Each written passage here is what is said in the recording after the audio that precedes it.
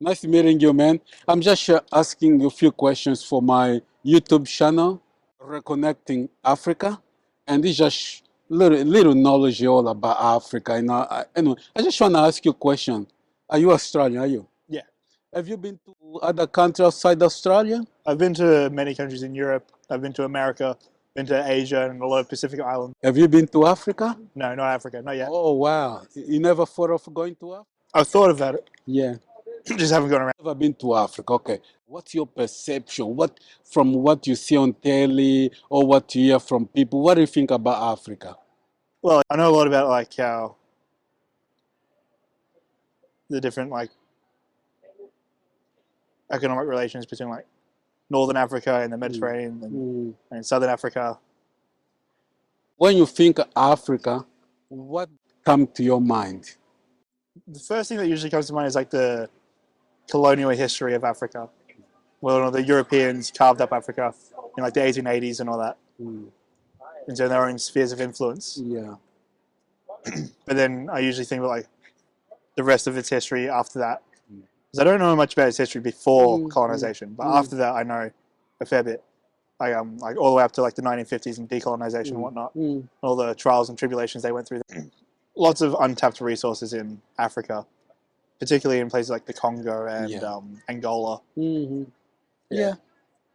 Wow. So you know a little bit about Africa. Do you think that Africa is all jungle? No. It goes everywhere. There's got the deserts like the Kalahari in the southwest in Namibia, in South Africa, and then you got like the Sahara up in the north, and you got the Mediterranean coast with the Atlas Mountains in Morocco, Tunisia, Algeria, and whatnot. And then it's in the Congo, we've got the massive rainforest there, the Congo River there. Wow. So you know a lot about Africa, man. Do you think one day you travel to Africa to have I a want look? to. I want to travel everywhere. Wow. First on my list for Africa would probably be like South Africa and like Egypt, probably. What make you go to Egypt and South Africa? I quite enjoy reading about the British history in South Africa, about like the different things that happened there, like the Zulu War and whatnot. And the Zulus have a fascinating history in South Africa. Okay. Yeah. Brutal history, but fascinating. Yeah. And then Egypt, well, obviously it's Egypt. It's one of the oldest civilizations on Earth. You go all the way back from like 5000 BC to now. Do you learn all those things at school or just by your Oh own no, research? not at school. I didn't learn anything from school. This is all my own research. Well, do you think that those things they should be taught at school? Oh, my passion is history. Yes, I think everything should be taught in school, but that you can't teach everyone everything because this is stuff I've learned over years. Wow, man, that's so amazing. I'm surprised you know a lot about Africa. Do you think Africa should be even better the way that it is now? It has a lot of potential. Yeah. There's a lot holding it back at the moment. If the African people in the different nations can play their cards right, they could be on top of the world. What's the things that you think are stopping Africa overall to really be on the top of the world? What I think is the biggest contributor to that is the rampant corruption in many countries in Africa. The horrible dictatorships of people like Idi Amin and I can't remember his name, but the guy in Liberia who massacred people. Yeah.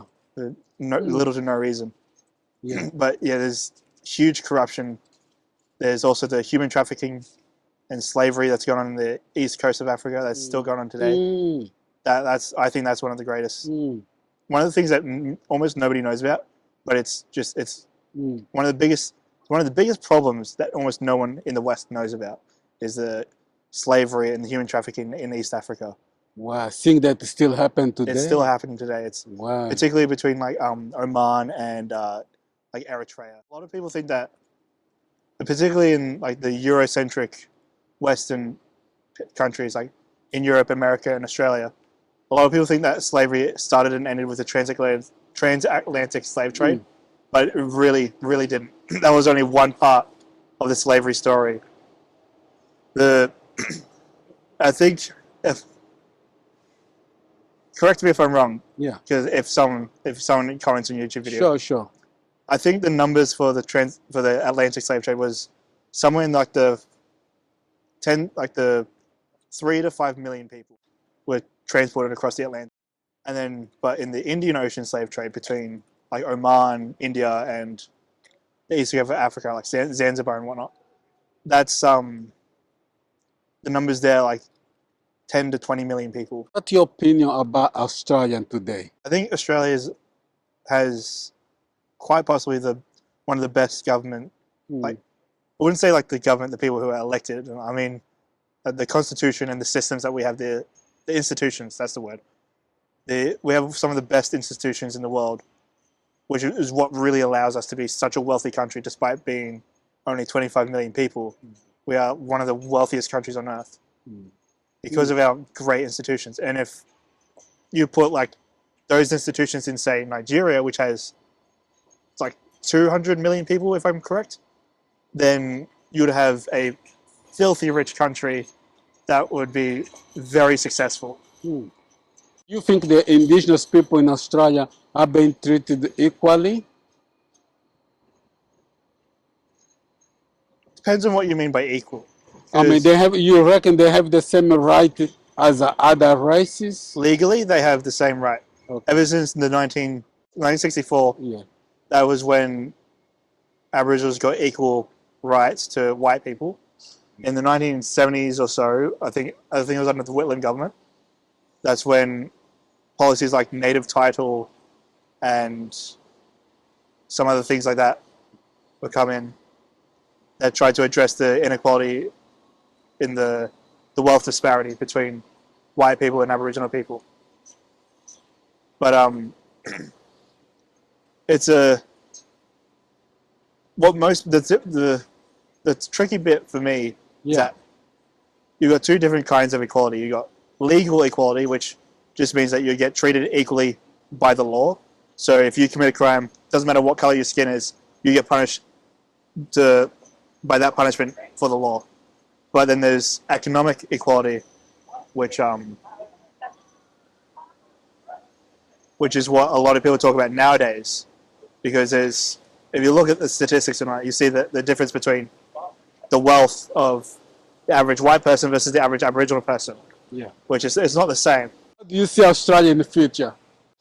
I think it really depends on how we play our cards. Australia has great potential to be a very big player, very good player in the world stage. It just depends on if we want to do that. I'm quite skeptical on whether or not we will actually do that. Do you think the government is playing the cards right? No, I don't. I don't think so. The biggest problem I had with the previous governments over the last 15 years, as far as I can remember, is that it seems like everything that they do is only focused on the next election rather than a long-term plan. They just want to win the next election to stay in power rather than thinking about the well-being of everyone in Australia and beyond. Or will you point out two good things about Australia and the two negative things about Australia? Number one thing is that we have a very stable and, as far as I know, not very corrupt compared to other countries Yeah. government, which that allows us to have a lot of trust in other people that we walk past on the street, which a lot of countries don't have that. Another good thing about Australia, I would say, is we have a lot of untapped potential in our natural resources, in our human resources. Mm. if we play our cards right, we will be a top player in the world stage. Two bad things I think is that I I get very depressed when I see like just talk to most people in Australia. They seem very ignorant. They seem to think that the rest of the world is just something over there. They just hear about in the news after 6 o'clock after the sport, and then that's all they think about when it comes to the rest of the world. When we need the rest of the world to be who we are. And probably the other bad thing about Australia is that I think we're too. Oh, that's probably the same thing again.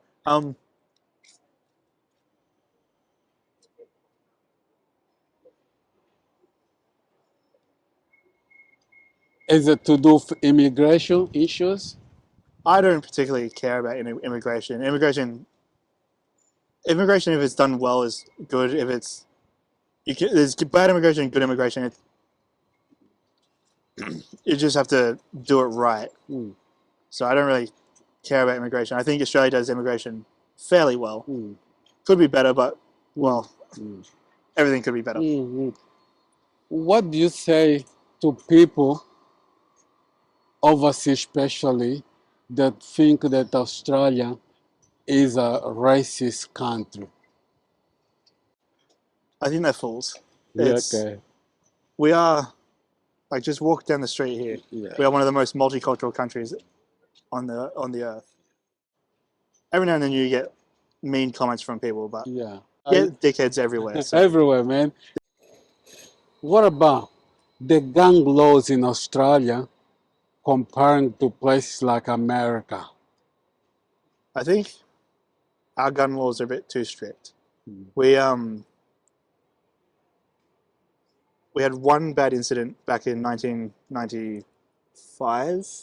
I want to say, I think, in Port Arthur. That was a terrible tragedy. But I don't think the solution was to punish innocent people who have never done anything wrong. I don't say that. I don't think that there shouldn't be any gun control. Obviously, there should be. I just think that we've gone a bit too far with gun control. Like there are perfectly legitimate reasons to have guns for self-defense and whatnot, but there is just, but we've just been way too scared. Because of one bad incident, we got scared and threw it all away. So you reckon we should allow people to own guns? Yeah, I think it should be like owning a car, because cars kill way more people than guns. I think, and we still have them anyway. The gun law in America. I think they've done it wrong. Okay, and what's the right way? I'd say do it like how we do with cars, because cars are just as deadly as guns, and they kill more people than guns, way more people than guns. But we don't get rid of them because of one drunk driver. We don't get rid of them because of one person drove through a concert. I think we should just have the license, so that people have to get a license on it, so they can be approved, so that they know they have the training, so that they are safe. They know how to handle a gun. They know what to do. And then if they screw around, if they do something bad, they break the law, take it away. Screw them. They had a privilege. They ruined it. It's on them. That's a tough issue, I guess. It is a very But tough issue. yeah, that's true. But I mean, there's not much crimes happening nowadays, so Yeah, it only feels like there's a lot of crime because that's what gets the headlines. That's what people see on the news. It's not as bad as you think. Yeah. Oh well, you know what? I really thank you for your time, man. For you guys up there home, please support us. We are very new on YouTube, We're just here talking to, Aussies and what they think about the country, what they think about Australia, just general questions. So yeah, hope you like. If you do, please press that button, support us to grow, and yeah, keep in touch. This is Reconnecting Africa.